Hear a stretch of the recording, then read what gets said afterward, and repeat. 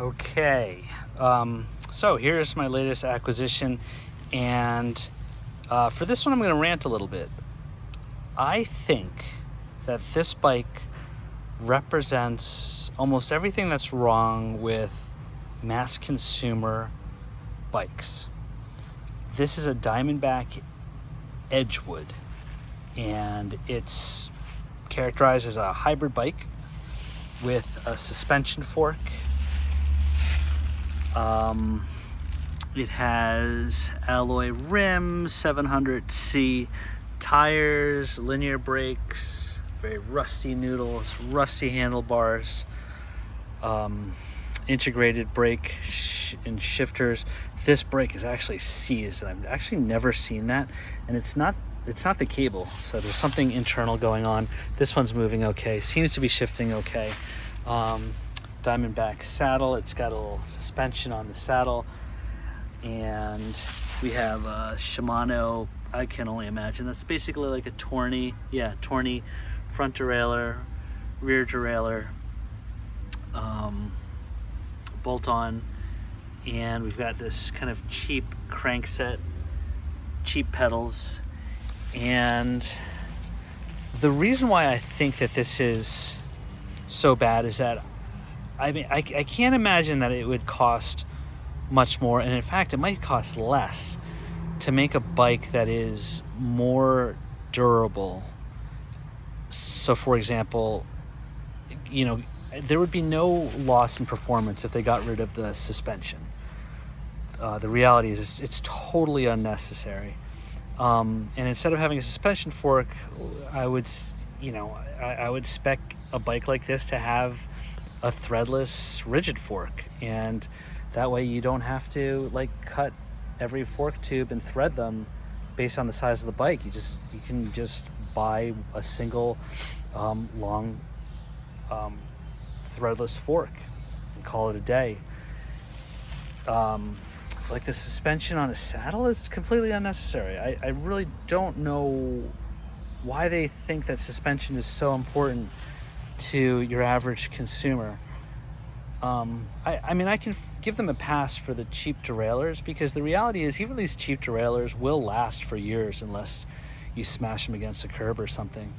And I'll even maybe give them a pass on the cheap crank set, although quite honestly, if they want to save money, they should just turn this into a single crank chain ring up front. It'll look a lot nicer. And when it comes to these pedals, the cost of nice looking nylon, basically mountain bike pedals is going to be the same as that, I'm sure.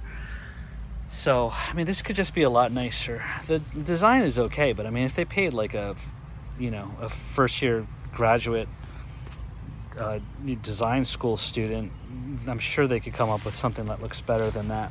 Linear brakes are fine, that can stay, but why not have some thumb shifters? I think that what you could do potentially is create a bike that is highly affordable, but that is going to look great and also designed to last forever, just like the bikes that you see nowadays that are from the 80s and 70s and 80s, and they're only around because they just got great build quality and it's kept it simple. But this is what we have, and I think that it's because companies either perceive or customers actually demand suspension, and they want suspension on the seat, and they want suspension on their forks, even though it doesn't really do much. And as a result, you see these bikes everywhere that have probably been used for a year and then just discarded and left out to rot, which is what this was. I picked this up today for $25. It's going to require a lot of work. Things are going to need to be replaced. But all in all, it's an okay bike. It's an okay bad bike, and it can be made and upgraded to be a perfectly okay bike. But it's really a lost opportunity, because the bike industry could mass produce decent bikes. They really could. But maybe that's just not what it's about. What do you guys think? Do you think this is a good bike? Do you agree that companies could mass produce a better designed bike, and still meet their profit margins? I'd love to hear your thoughts.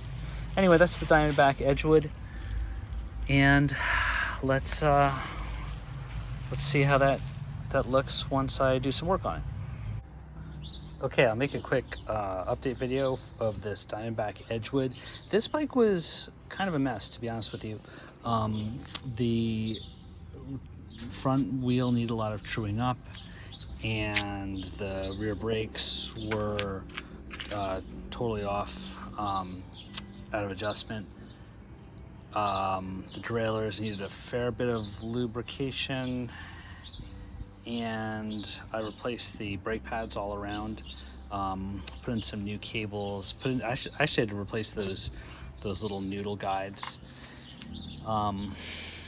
I had to get rid of a lot of corrosion on the handlebar and stem, and this bike still needs some cleaning, but I think it came out okay. It's a big bike, probably got to be about 5'9" at least to ride this, and it's a comfortable hybrid. Yeah, so there you go. There's the Diamondback Edgewood. Not bad. Not a bad bike.